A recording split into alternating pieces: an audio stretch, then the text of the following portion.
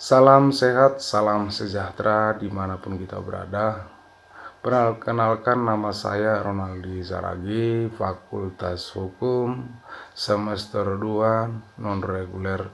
Saya akan mereview ulang pertemuan ke-12 dari hukum pidana yang didoseni oleh Profesor Dr. Haji Heni Nureni, SH.MH, dan diasisteni oleh Dr. M. Rendi Ariandi, SH.MH, mengenai tentang alasan penghapus pidana. Alasan penghapus pidana yaitu alasan yang memungkinkan seseorang yang melakukan perbuatan yang memenuhi rumusan delik atau tindak pidana tetapi tidak dapat dipidana. Alasan seseorang tidak dapat dipidana karena perbuatan yang memenuhi rumusan tindak pidana tidak merupakan tindak pidana karena tidak bersifat melawan hukum. Perbuatan tersebut tidak dapat dikualifikasikan tindak pidana, sehingga pelaku tidak dapat dimintai pertanggungjawaban karenanya tidak ada kesalahan.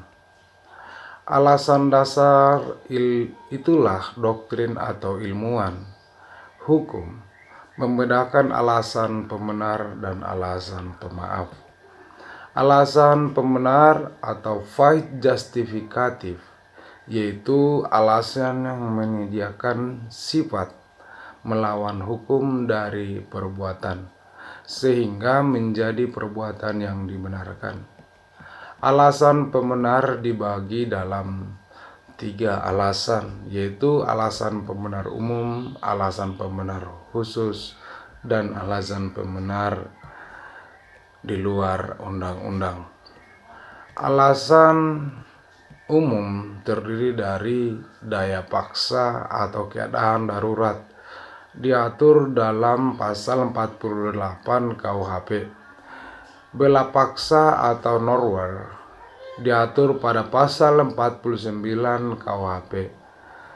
Melaksanakan perintah undang-undang diatur pada pasal 50 KUHP. Pejabat yang sah, perintah jabatan yang sah diatur pada pasal 51 ayat 1 KUHP. Yang kedua, alasan pembenar khusus terdiri dari dokter dan para saksi yang menghadiri perkelahian tanding diatur pada pasal 186 ayat 1 KUHP. Pencemaran demi kepentingan umum atau karena terpaksa untuk membela diri diatur pada pasal 31 ayat 3 KUHP. Yang dihina dengan putusan hakim yang menjadi tetap dinyatakan bersalah atas hal yang dituduhkan diatur pada pasal 314 KUHP. Alasan pembenar di luar undang-undang.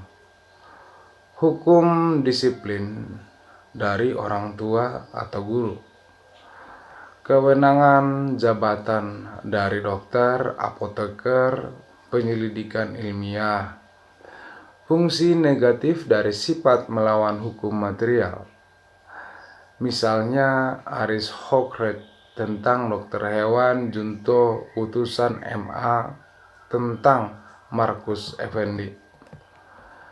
Yang berikutnya alasan pemaaf. Alasan yang meniadakan kesalahan pelaku tindak pidana, sehingga pelaku yang melakukan perbuatan bersifat melawan hukum tidak dipidana karena tidak ada kesalahan.